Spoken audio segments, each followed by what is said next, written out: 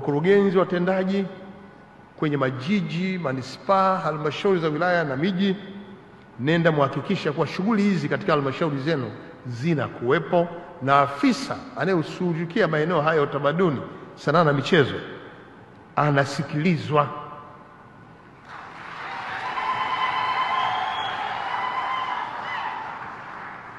Iko tendency ya afisa wa utamaduni anapotaka kuzungumza na mkurugenzi kuwa na vikao vingi, hata kama una vikao, ili mradi tu unamwacha.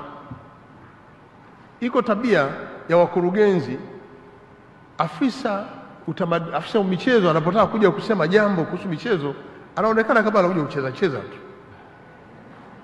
Hii hapana,